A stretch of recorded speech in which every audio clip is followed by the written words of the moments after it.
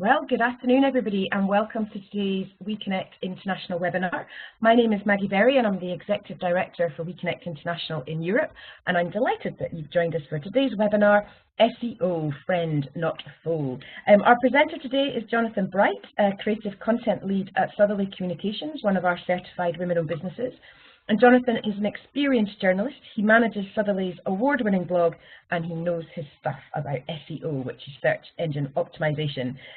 Today he's going to share some of that knowledge with us, including basic principles of SEO, but also why the quality of your content ultimately dictates success. And he's also going to share some key SEO trends for 2017. To keep background noise to minimum, if I could ask all participants to keep themselves on mute, and to please use the chat functionality if you've got any questions at all. There will be time for questions at the end, and Jonathan has also included some of the questions that you submitted in advance and answered them at the end of his slides. He's going to talk for about 40 to 45 minutes, and the session is being recorded, so you can listen back, and we will be sharing the slides afterwards, so you don't need to take too many notes. So Jonathan, thank you so much for presenting for us today. I am going to hand the presenter right over to you. Thank you very much, Maggie. So welcome everybody. My name's Jonathan. I'm from Southerly, and we're a creative content marketing agency. And today we're going to be talking about SEO Friend, Not Foe, a beginner's guide to SEO in 2017. The reason I'm calling it SEO 2017 is there is actually a lot of literature out there that will give you the ins and outs of, kind of standard good SEO practice. So I don't really want to bore you with regurgitating that. I want to frame the principles that underline SEO and what it means in the context of today's internet, the internet of 2017, which is very different even to the one or even 2 years ago. So SEO, search engine optimization, it can be a scary prospect, especially to somebody just starting out on building a website. I mean, I consider myself an aficionado, and even I find the trends pretty hard to keep up with sometimes. The funny thing about SEO is it's kind of data science and it's creative writing all rolled into one. It's kind of this mishmash of art and science. So, you're always asking yourself, where do you start? The thing is, SEO isn't so much a minefield as it is like a mine shaft. It's like this sort of deepening hole of technicalities, which, as I say, it's kind of a science unto itself. However, the good news is that it need not be complicated to establish a really good foundation that will serve you well, and it will build a really nice search profile for you. So as I say, what I'm going to do today is get you acquainted with the basics, the foundation of what determines a good SEO strategy in 2017. And what it all hinges on, as this slide says, is quality content and the user experience.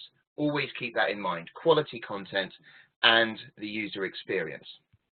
So with that in mind, let's have a look at, first of all, why SEO exists. And this will give you a good foundation, a good framework from which to build on.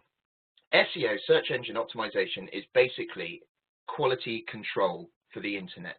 Okay? It's how the algorithms that were created to drive search engines sort, the wheat from the chaff, the quality sites and the original websites and the sites that are providing value to customers and to web users, from the perhaps not so savory ones, shall we say. Now, a search engine's job is to find the most relevant result for your search query. You enter a question into Google, its job is to find you the most relevant result, and that's the basis of what SEO is all about. So they determine the most relevant results by being fed signals. Now, these signals they're a set of signals that tell them what to look for. The more accurate the set of signals, the higher quality the search result. So if you can provide those signals, you've got better SEO. It's really that simple. So when you consider what the internet is actually made of, what it's composed of, there's actually a limited amount of places where those signals can come from. the two main ones, and these are the ones you've really got to concern yourself with, is one, your content. So the words, the images, the videos, etc., that tell everybody and the search engine who you are and what you do. Your links is the second one, and that's the circles in which you tend to hang out in. So, for instance, the other websites that you're associated with, that interact with you, or that recommend you to their friends. Now, bear in mind also that search engines were built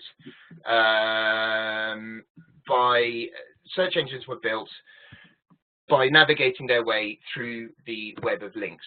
That is the internet. Okay, so the internet is a load of links. That's what it is. That's how a web crawler, a search engine crawler, makes its way through the internet. So SEO is basically making sure that you supply the search engine, like Google or Bing, all the information that you can, that identifies you as you and tells them where you are and where you sit in the grand scheme of things. So that's the premise. A basic foundation of SEO is having high quality, relevant content on your website and links from lots of reputable sources that are pointing to and from that content. Okay, so a recent study by a company called Advanced Web Ranking asked over 1,200 online marketers like myself, what was the most difficult tactic of SEO? What did they find the most difficult? Now, around 67%, 2/3, agreed that link building was the hardest practice. Only 17.62, about 17.5% of marketers actually thought it was content creation. Now, I found this a little bit of a strange disparity because basically you can't have one without the other. It's a situation where content, good content, earns links. It's a if you book them, they will come kind of scenario. So you're trying to create content that your peers and your customers and potentially your employees, if you work in internal communications, want to link to and share. If you create the content that people want to link to, the links should more or less generate on their own. When a search engine sees that more people are linking to your stuff, it assumes this is a good sign. Okay, it's not only that you say who you are and what you do what you say you do, but it also shows that you're a go-to resource. You're trustworthy, and trust in the online world, in the content marketing world, is currency. It's everything. Trustworthy sources see their rankings go up. So, on to the next slide, and we're going into the sort of SEO in 2017 kind of trends. So we're looking at creating content. First of all, as the search engines look for signals, we need to ensure that those signals, so some factors like keyword-rich website copy, meta descriptions, the relevant H1 and H2, they're the header titles to your web pages, are all in order. This is all baseline SEO work. It's the kind of the more technical side of SEO. Basically the boring stuff, and it's like meta tagging and things like that, and I'm going to get to that a bit later because somebody asked me a question about that in one of the pre-submitted answers, a question, so I thought we'd focus on that a little later. But what I really want to focus on right now is giving you the tools you need to ensure that you're creating that great content that's winning you those SEO brownie points in 2017. So, what about that more creative content? How do we get it? How do we produce it? Well, very simple, really. The business blog. It's one of your most powerful organic search drivers. It's how people can be looking for a search term that is associated with you, and they'll find you organically. And the blog is the best way of doing that. If you want to create a steady stream of regular, relevant content to your brand, I would recommend the business blog. For SEO, the business blog is absolutely invaluable. And the reason it's invaluable is because it's constantly refreshed content. It's not stagnant. There's nothing lying latent. It's just refreshed week after week, or maybe bi-weekly, or maybe every 2 weeks. And it's a constant stream, a source of new signals for those search engine crawlers to latch onto. And that means it's a constant refreshment of opportunities for links. So, you know, if somebody linked to something that you wrote a couple of weeks ago, chances are they're probably going to come look back at you and want to link to your next article because they trust you. And it's really that simple. That's the equation. Your business blog should be relevant to your customers and your audience's needs. And I would suggest definitely doing a marketing persona workshop with yourself. You know, find out who your ideal customers are and what they want to read and consume. The business blog needs to have a mix of valuable information, maybe how-tos, maybe a bit of news, splashed with your personality and your opinion where it's needed. Your personality, your tone of voice is part of your branding for a start, but it's your unique content, and unique content is the best way to get SEO brownie points. It's what your peers and what your audience will want to link to and share. Because your opinion, for example, if you're making a commentary, for example, on a major industry trend that's come up or a bit of industry news, you want to make a comment on that, and you want to take a stance and sit on one side of the fence, that's a unique bit of content. That's unique to you, and that's high value. So when you're creating blogs, always ensure that you're trying to provide value to your audience. That's what will ultimately win you higher rankings. That's the definition of quality content.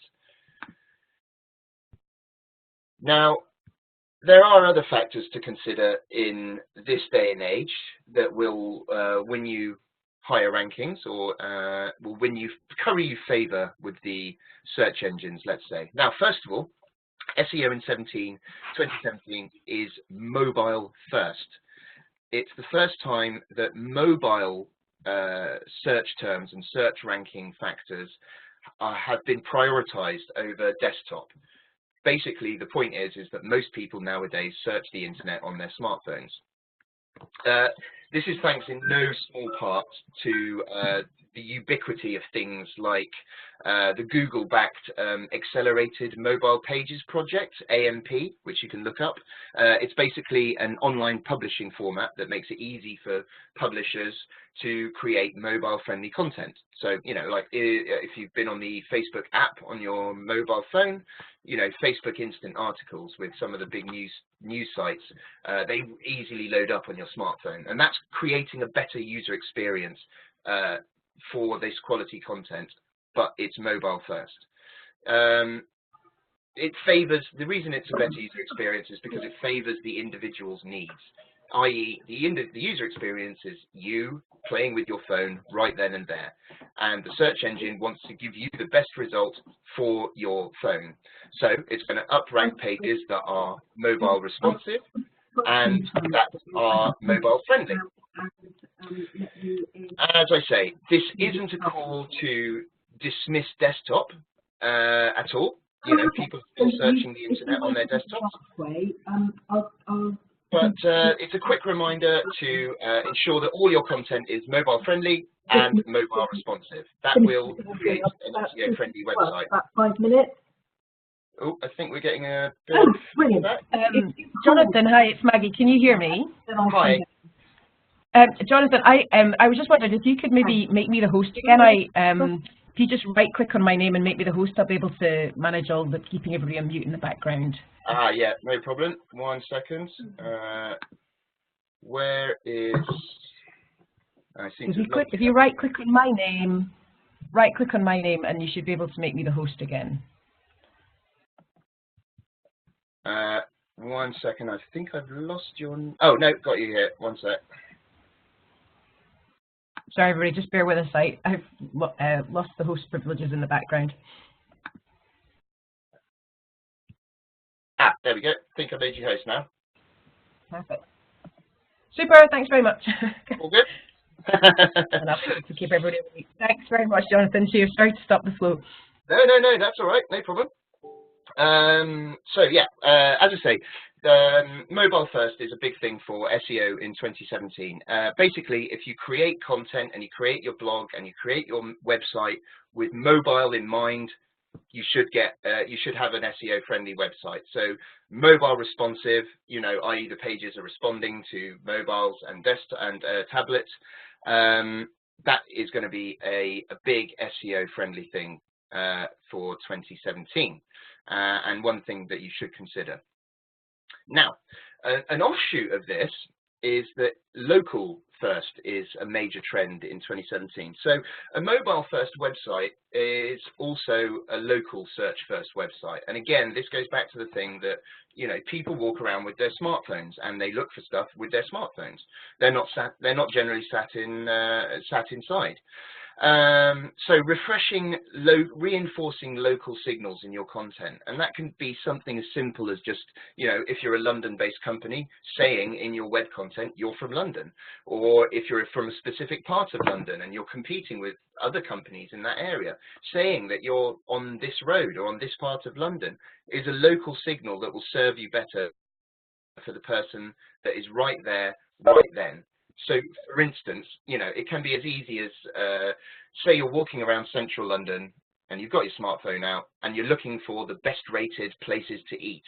Now, you want your search results on your phone to show the best rated places to eat near you in central London, not, you know, Bristol or Istanbul. That's no good. Therefore, local signals in your content are going to be very, very important for getting your SEO brownie points. Now, this one's quite an interesting one. SEO in 2017 is kind of governed by machine learning. Now, machine learning is essentially, what it's saying is that the search engine, i.e. the machine, is learning stuff. It's finding out about us and how we query things on the internet. And it pays to be quite wary of how the machine learns, how Google or whatever the search engine learns. So you can sort of tailor your content to give them the signals that they need to make yours a better search for your website. So it's Google's capacity to pick up more and more complex signals about your search query. And they have some very, very complicated software that does this. Machine learning has actually been a part of search ranking factors since Google released this software called TensorFlow back in 2015, which is basically like a library of terms that powers most of the things that you use in search daily, like Gmail, for example. Now, I know this sounds complex, but just bear in mind the machine, the search engine, works on behalf of the user. So what the user wants, what the user is looking for, the machine must learn to obtain to promote a better user experience.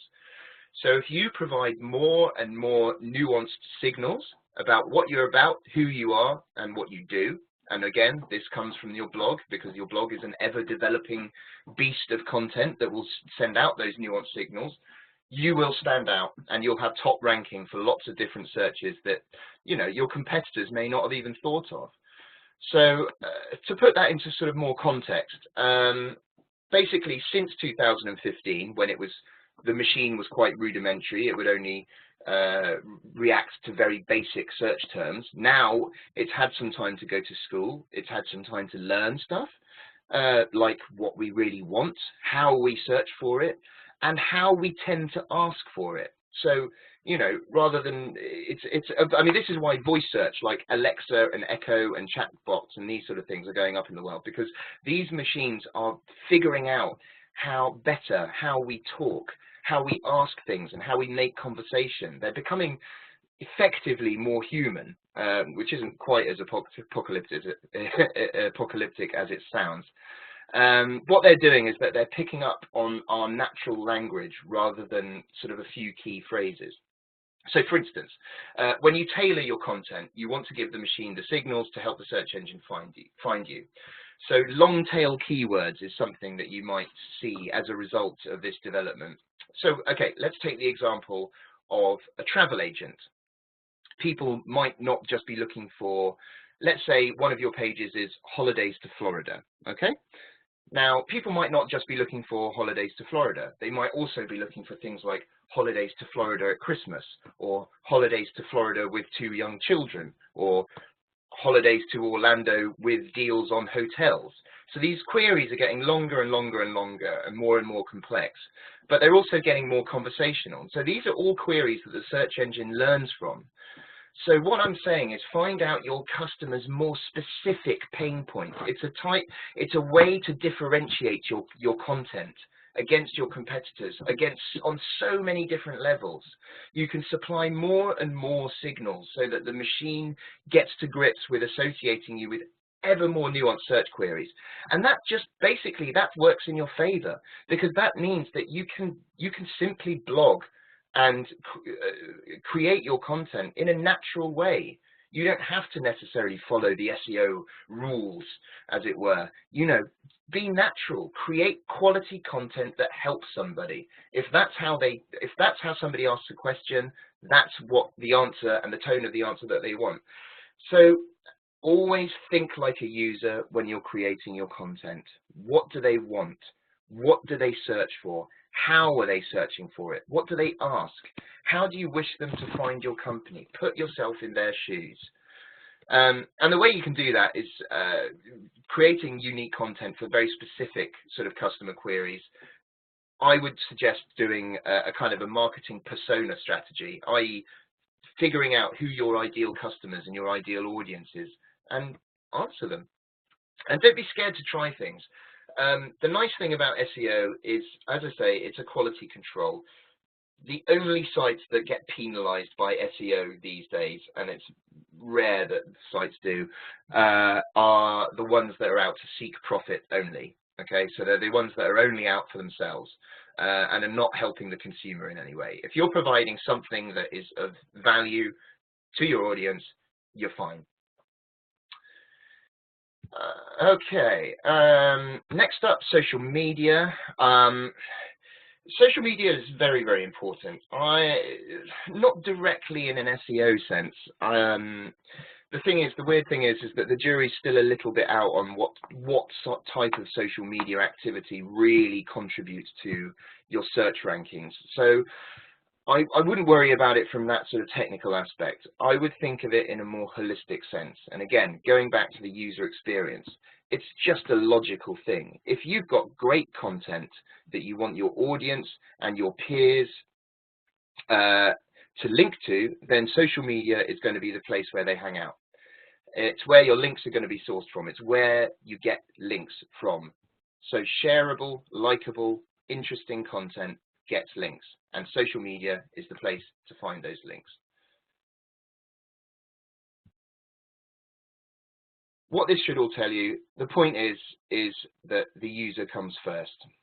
And in 2017, if you want to get sort of high rankings on your search, think like a user.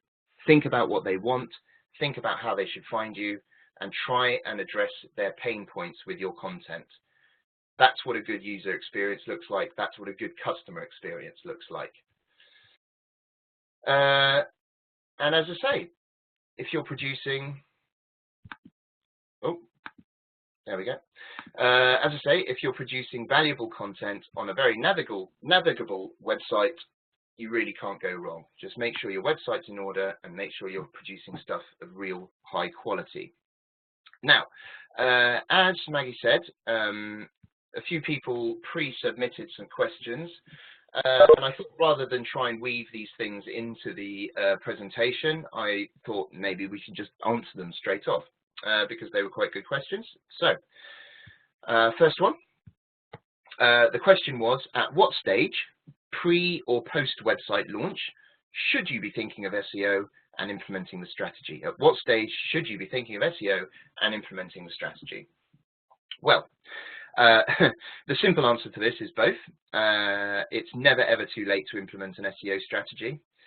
I mean, I'd say in an ideal world, it's probably better to start SEO prior to launching your website, but that's really purely from the perspective that you kind of want to hit the ground running. I don't think you can't start or even retrofit a new SEO strategy today, even with a very well-established website.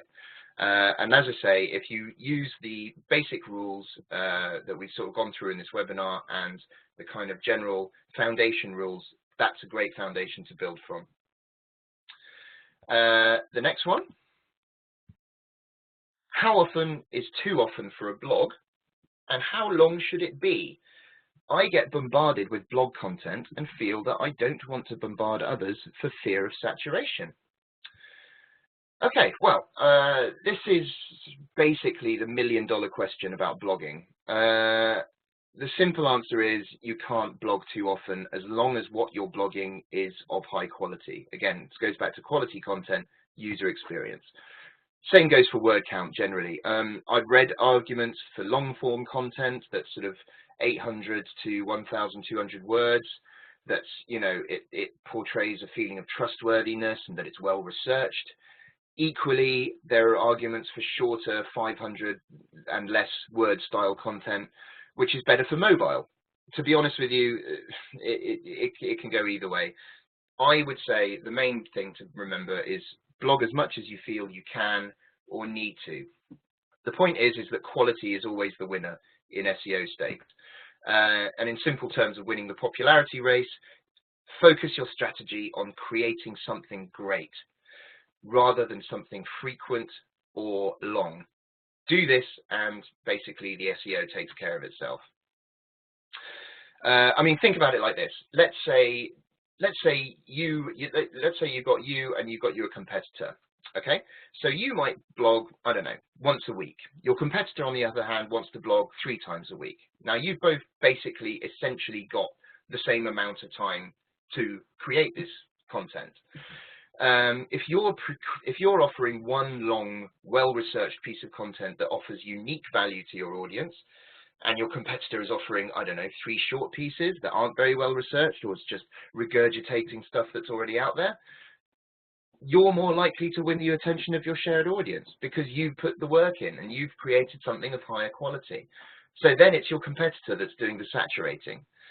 The thing is about content saturation, content blindness, whatever you want to call it, it only happens when content is useless and it's not targeted at anybody, any users or audiences that you have set out in your own strategy. So as long as audiences want to consume your content, as long as they want to read it, you're not saturating them. So taking the time to do your research, offer an opinion, a reasoned opinion, and even just writing your blog in a more engaging or entertaining way will increase your chances of winning more audience members. And that's regardless of the frequency at which you publish. That said, I would say it's advisable to publish at a regular time. So look at your look at the back end of your website, the data. When do people most visit your site, for example? Say it's, I don't know, 3 p.m. on a Thursday. Then always aim for that time. That is good for SEO, but actually, moreover, and again, thinking about the audience here, thinking about your users, it just gives them a time to know when to tune in. Therefore, you're much more likely to increase your numbers. It's really that simple. Okay, with constant changes in SEO, this question goes, with constant changes in SEO, could PPC or similar be the most reliable approach to see one's company's details on the search engine's first page? Well, first of all, let's realize that this is a question of content marketing versus advertising. Okay, these are 2 very different practices. Content marketing and SEO are pull techniques. They use high quality, interesting and engaging marketing collateral, blogs or whatever, to draw in new audiences and to connect and to engage with them. So you're building a relationship, you're developing trust, you're creating brand loyalty. Just remember that doesn't happen overnight. It's a long game that you're playing. PPC and other paid for digital practices are effectively, most of the time, push techniques. So it's the same as an advert on your TV. It pushes the product in front of an audience, whether they wanted to see it or not. And it's much more about direct sales. It's not a good strategy for keeping yourself on the first page of Google, and this really is about your own personal marketing goals. If you want to keep yourself on the first page just by doing PPC, that may not be good for your ROI. You may end up forking out a lot of money for very little return on investment just for the sake of staying first place on Google. The point is SEO versus PPC. One is a marathon, the other is a sprint. I'm not saying that one is necessarily better than the other. It's just that, I mean, most of the time they should actually complement each other. But there's plenty of reasons for boosting your content marketing with, say, I don't know, a promoted Facebook post by injecting a little bit of cash. That's called content amplification. But as I say, you must remember these are two different strategies. One does not supplement the other. And you should be clear on your reasons for doing both. So set clear marketing goals, or you may end up spending more money for little gain. Just remember, the constant changes in SEO only happen to make SEO better at its job. PPC won't replace that, but the fundamentals of SEO, the principles of quality control that are laid out here, I mean, they remain largely the same. It's just getting more refined over time. Okay, next question. Meta tagging. So the question went, I'm writing the content for my website, and my web designer said I need to use good search words for the SEO and to meta tag words. Please can you go through the rules before I spend a lot of time writing and editing content, and can you explain about meta tagging? Okay, great. Well, this is, I mean, great, and it enables me to take you through the basics of what meta tagging is all about. Again, going back to our original description of what SEO is, meta tagging in basic terms is about creating signals. So these are signals for the search engine that tell it who you are and what you do and what circles you hang out in. So think of meta tagging as creating like a little shop front or a billboard sign, but designed in a way that a search engine can recognize. So the better these signals, the better the search engine can index your website pages, the more specifically it can define who you are, the better your search ranking over time. There are tons and tons of different types of meta tags. There's sort of 4 or 5 main ones that you really need to know. So if you search meta tagging online, you'll come up with a heap of examples, but for now I'm just going to stick with these fundamentals just under here. So for instance, meta keywords. These are a series of keywords you deem relevant to the page in question. So these are words that you're likely vying against your competitors for attention. So say you're a holiday tour operator, let's go back to that example, the travel agent, and the page is about your selection of holidays to Florida. The keywords that you would likely use in the page's web content would be something like Florida holidays, holidays to Florida, flights to Florida, Florida tours, Florida hotels, holiday deals in Florida, so on and so on and so on. Essentially, you want to rank higher than your competitor when any one person inputs Florida holidays into their search query. Now, this goes back to that whole machine learning thing. Keywords as such aren't necessarily that important these days. I mean, you should have them in your copy, but you're going to have them anyway because you're writing about your industry, so you sort of can't help but not use them. Google doesn't actually use keywords in determining rankings anymore because they're basically just too easy to abuse. So, I mean, literally people can stuff their pages with keywords and just say Florida holidays, Florida holidays, Florida holidays, and there's no content there of any value. So you're creating false rankings. Google is wise to this, and they got rid of that long ago. So, as I said before, searches these days tend to be a lot more nuanced. The search engine is trying to learn how much more nuanced. So rather than focusing all your attention on inputting keywords all over the place, just write the page's content in the most logical way you can. Most of the time, your keyword profile will take care of itself. The title tags. So this is the text that you'll see at the top of your browser. So if you look at a web window and you've got something open, that title across the top bar, that's your title tag. And it's also the same title that you see on the page of search results. So if you put a search query in and you get a nice big page of search results, those titles that you see there, that's the title tag. So search engines look at this text as the title of your page. So it might be the front page, which is just your website. It might be the About Us page, or the Contact Us page, or the blog page, or the Resources page, or the Our Work page, or the Sales page, whatever. So the title tag is really important to SEO because it's a clickable headline. going back to the user experience thing, in very basic terms, if a user wants a good experience, they will click on the title that is most relevant to them. So it's helping the user navigate to the right place. And if you look in your back end, it's generally pretty obvious where you would enter your title tag in for any given web page. It's usually, this field is often called the SEO title. As I say, it tells the user and the search engine very briefly what the page is about. It's an accurate, concise description of a page's content. So just write it with that in mind and you'll be fine. The meta description is a brief description of the page. So on the page of search results, you've got your titles there, and the meta description is generally that little bit of blurb just under the title when you look up when you have a page of search results. It's usually a little bit more than a tweet, or at least it was until this week. So a maximum, I think, of 155 characters. Again, it's like a title tag with a bit of extra description. It goes to define accurately and concisely what's on the page. But here's the thing to remember about the meta description.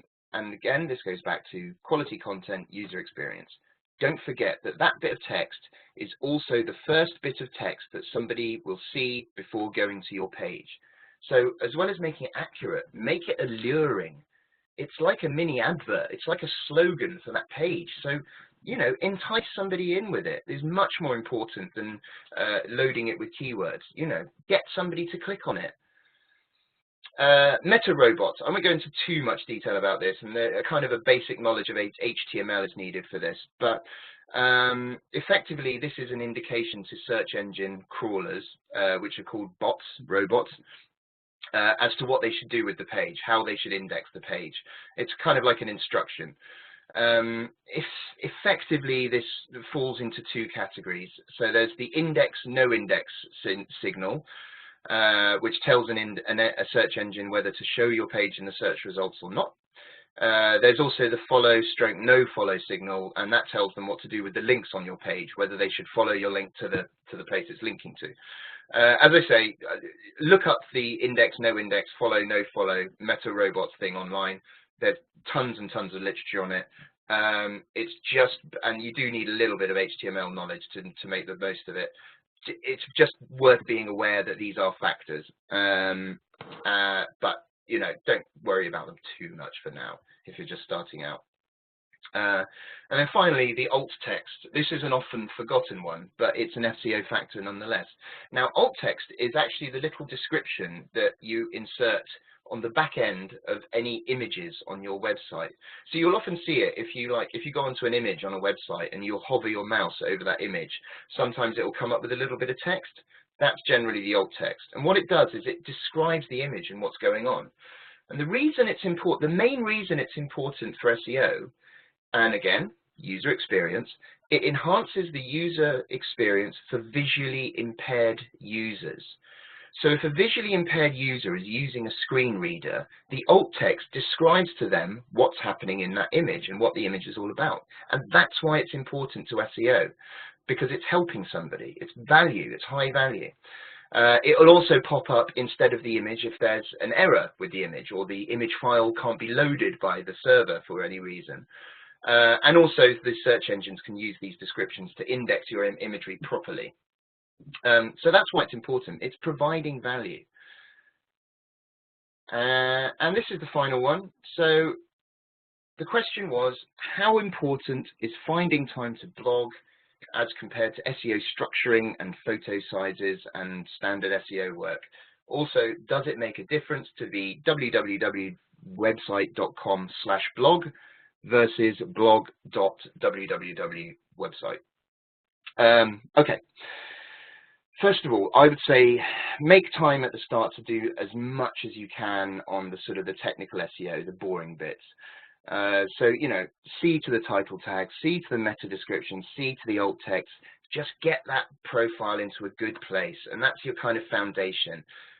You won't have to do very much of this at the start. Just get it into a good place. Then focus on creating a content calendar that helps with your blogging. Like I say, blogging is really the best way to develop your voice as a business, to up your website rankings, and to develop a positive rapport with your ideal customers, and to develop yourself as a thought leader in your business. So spend time creating that calendar, really address your audience's needs. As far as the /blog versus blog dot debate, the jury's a little bit out on that one. As far as I'm aware, there's really no difference, and a site will certainly not be penalized on the basis of having one or the other. That being said, I would say my personal preference is to go with /blog, because on the one hand, the jury is out on the /blog versus blog dot, but what you have to remember is that blog dot is a subdomain, so it's effectively another website, just kind of associated with your original one, whereas /blog is part of your website. So if you want to be sure that you're maximizing the SEO benefit across your site, I would suggest going with /blog. It just seems logically safer. That being said, blog dot is unlikely to be hurting you. And that's it, really. As I say, keep in mind quality content, user experience. If you stick to the quality, the SEO really should take care of itself. And that's really all that needs to be said. So thank you, everybody, for listening. As I say, I'm from Southerly, Creative Content Agency. If you'd like to get in contact with us to see if we can help your business with your content marketing strategy, you can email us on info@hellosoutherly.com. You can call us on +44 203 397 4971, or visit the website at www.hellosoutherly.com. Thank you very much, everybody, and I will try and field a couple of questions. Jonathan, thank you so much. You've covered a lot of ground in a very short amount of time. So I hope I didn't go too fast for you guys. No, brilliant. Just lots of different information to take on board. I mean, I'll certainly be sharing this internally within WEConnect and making sure that my colleagues kind of looking after the website are on top of all of this. That's fantastic, and thank you for going into the detail on the questions that were asked in advance as well. I've had a few questions that have come through on the chat functionality while you've been presenting. So I'll ask a couple of them, and I'll just say to everybody, if you do have any more questions, please do use the chat function to kind of share them with us now, and we can run through them in the next few minutes. But let me just go back to some of the questions that were asked during the session. One of the things that you talked about was, I think the example was about if you're searching for a restaurant and you want to find something local, you want results to come up in London, not in Istanbul, for example. But somebody's asked, if you're an international business, what's the way to approach it? If you're an international business with a purely e-commerce business, so actually the local, global doesn't matter. It could be anywhere. Is there any top tips around that? Yeah. I mean, it's a sort of a hard balance to strike. I mean, obviously, if you're an international business and local search doesn't really apply to you as such, then I wouldn't worry about it too much. I think the point there is to think about the things that you're competing with international companies on. So if you're competing with in an e-commerce brand, presumably you've got a lot of content on there that's where the place where you differentiate against your competitors is going to be on how you sell your products, for example, and how your products are laid out and everything like that. So I think basically on a very basic level, I wouldn't worry too much about that. I would focus on just creating good content and good valuable content around your products, rather than sort of focusing too much time and effort on the local effect. And like I said before, like the local thing is really more of an offshoot of the mobile first approach that Google is taking these days. Basically, people are looking on smartphones, so if you're an international e-commerce business, it would probably do you better to focus on creating content that is smartphone friendly, and that's how you can differentiate on that scale. Fantastic, thanks, Jonathan. And then I've got another question here about are there any major differences in the way that either Bing or Google or other websites sort the order of their search results? Just if you have any insight, it'd just be interesting to know. No, is the simple answer to that. Yeah, the thing about how these different search engines sort of differentiate between each other, it's kind of like the holy grail of SEO. It's something that these websites will generally play close to their chest, and so you really have to ask you have to go to their websites and to their web developers, their main developers. Before it was Matt Cutts at Google. Now it's another guy. I can't remember his name now. But yeah, there's a very you know, how the exact signals by which these algorithms work is kind of like a trade secret with these things. Okay. It's sort of like a holy grail that SEO professionals will be always chasing. Yeah, fantastic. And we've got another question actually about GDPR and the new regulations that are coming in about data protection and whether this might affect SEO in any way.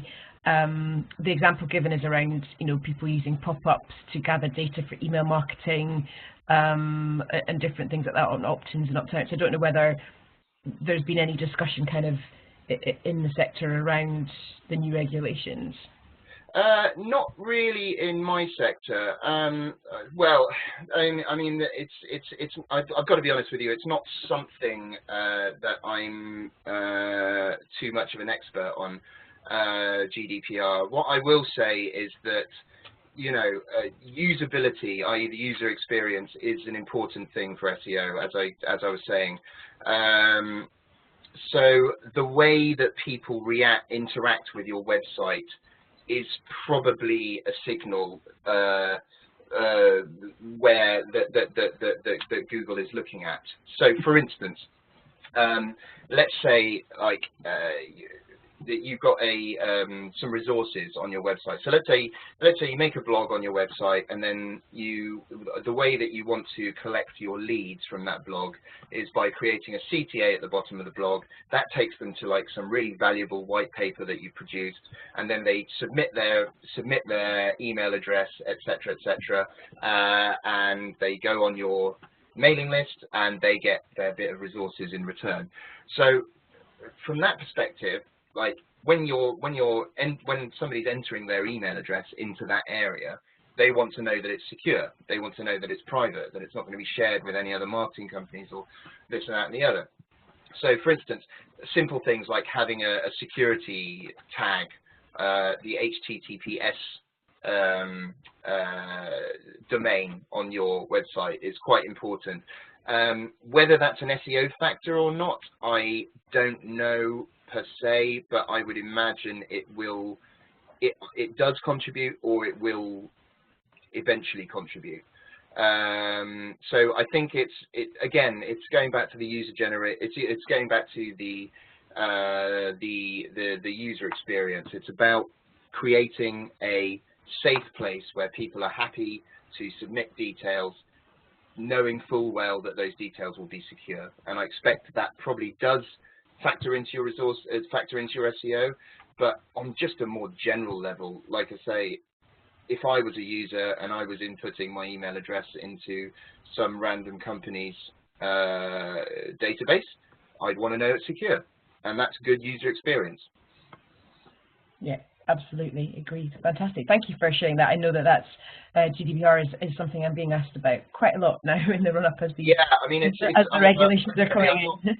I'm not a huge expert on privacy regulation, but I know it's something that is sort of raising its head more and more. No, it's fantastic. So thank you everybody for the questions. I'm just going to ask one more. If anybody does have any more questions that they want to ask, please do use the chat function. And there's one more question about again related to e-commerce and businesses that are online. And just a general question about is blogging the best way to differentiate the business you know, if you've more or less got the SEO working, you know, it's working well, working adequately, you know, is blogging the best way, or is it better to concentrate on altering text to include key phrases or not? I mean, I kind of got the impression from you that you felt blogging very much in the right content and answering the right questions that your customers are probably asking. Absolutely. Again, this comes back to your individual company. Like, what are your actual needs? Like, I would say blogging is great for SEO. It's also, but you know, blogging is just also great for creating a dialogue between you and your customers. Obviously, this is about your own personal marketing goals as a company. So if you're an e-commerce company, you know, you're going to be competing on different products, i.e., you're selling stuff. You know, if you think that your audience, and only you will know this, are the kind of audience that consumes your content very happily, they would happily spend their free time, you know, looking at your blog, etc., etc. Yeah, go for it. Absolutely, put your resources into blogging. As far as the keyword phrases, I mean, presuming that if you're a decent e-commerce company with good SEO, then probably your keyword phrases are pretty much covered. You know, I mean, if you're selling whatever, then you know the relevant key phrases should be in the description for that product. So you know, there's a lot of presumption here, but I'm guessing that if you're a good company with a good website, I think your keyword phrases are probably already taken care of. So I wouldn't worry too much about that. And if they're not taken care of, then yes, I would suggest that's the first place you should be looking. Yeah. However, it's, as far as blogging or the best way to differentiate yourself, it's really about finding out where your customers are consuming your content. You know, if you've got a blog, but most of your customers are hanging around on Snapchat, then I would suggest probably putting your efforts into creating some sort of really good social media strategy rather than the blog. So I think that's the thing, is you have to ask yourself, where are my customers? How can I answer their needs, and how can I address those needs better? Yeah, fantastic. Jonathan, thank you so much. I don't think there's any more questions. There's nothing else come through on the chat functionality anyway. And as I say, you've covered an awful lot of ground. And certainly I'll share the contact details in your slides so that people can follow up with you afterwards. And for those people who have been listening back and didn't join live, then they can certainly contact you if they've got any extra questions that they'd like to ask. So I just want to say thank you so much to you for your time, for preparing the presentation and for presenting for us today. And thank you to all of you for dialing in and for joining us this afternoon. That's fantastic. So Jonathan, thank you again. And thank you to all of you. And if you've got more questions, please feel free. I will share these contact details. Please feel free to follow up with Jonathan directly. And I will follow up by sharing the slides with everybody as well. So Jonathan, thank you, and thank you to all of you for dialing in as well. Great, thanks Maggie. Brilliant, thanks everyone.